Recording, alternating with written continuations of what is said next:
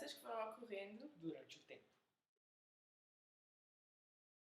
A tabela periódica é a distribuição dos elementos químicos em função de suas propriedades. Permite prever o comportamento de átomos e das moléculas deles formados. Para a construção da tabela periódica, foi precisa a descoberta individual dos elementos químicos, tais como o ouro, a prata, o estanho, o cobre, o chumbo e o mercúrio. A primeira descoberta científica de elemento ocorreu em 1669, quando Henry Brand descobriu o fósforo. Com o aumento do número de elementos descobertos, os cientistas iniciaram a investigação de modelos para reconhecer as propriedades e desenvolver esquemas de classificação. A primeira classificação foi a divisão dos elementos em metais e não metais.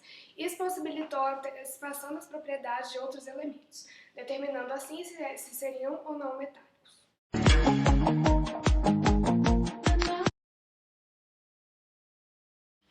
John Dalton, no início do século XIX, preparou uma lista de elementos químicos, cujas massas atômicas já eram então conhecidas.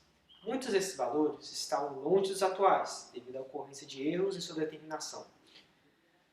Os erros foram corrigidos por outros cientistas. Estava organizado por ordem crescente de sua massa atômica, cada uma de suas propriedades e seus compostos. Os químicos, ao estudar essa lista, concluíram que ela não estava muito clara. Johann, em 1829, teve a primeira ideia de agrupar os elementos em tríades. Essas tríades também estavam separadas pelas suas massas atômicas, mas com propriedades químicas muito semelhantes. A massa atômica dos elementos central da tríade é supostamente a média da massa atômica do primeiro e dos terceiros membros. Muitos dos metais não podiam ser agrupados em tríades.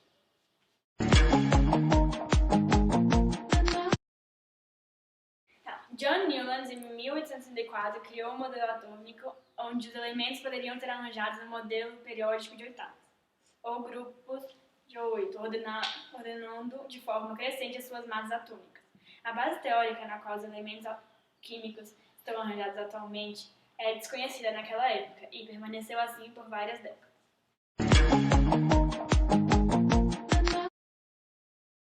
Em 1869, enquanto escrevia seu livro de Química Inorgânica, Dmitri organizou os elementos da forma da tabela periódica atual. Mendeleev criou uma carta para cada um dos 63 elementos conhecidos. Cada carta continha o símbolo do elemento, a massa atômica e as suas propriedades químicas e físicas. Colocando as cartas em cima de uma mesa, organizou-as em ordem crescente de suas massas atômicas, agrupando-as em elementos de propriedades semelhantes. Os elementos mostravam semelhanças na vertical, horizontal e diagonal. Em 1906, Mendeleev recebeu o Prêmio Nobel por este trabalho. Em 1913, Henry Moseley descobriu que o número de prótons no núcleo de um determinado átomo era sempre o mesmo. Moseley usou essa ideia para o número atômico de cada átomo. Quando os átomos foram ordenados por ordem crescente, seu número atômico, os problemas existentes na tabela de Moseley desapareceram. A tabela periódica moderna está baseada no número de átomos dos elementos químicos. Os químicos foram melhorando a tabela periódica moderna, aplicando novos dados, com as descobertas de novos elementos a um número mais preciso na massa atômica e reajustando os existentes sempre em função do conceito original. A última mudança foi feita por Glenn Seaborg na década de 50. A partir da descoberta do plutónio em 1940, Seaborg descobriu todos os elementos transurânicos do número atômico 94 até ao 102.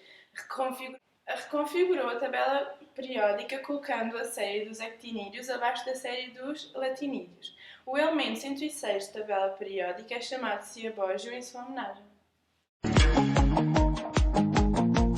Ocorreram mudanças desde 1669 até 1940. E apesar de já terem ocorrido muitas mudanças, continuam a ocorrer muitas.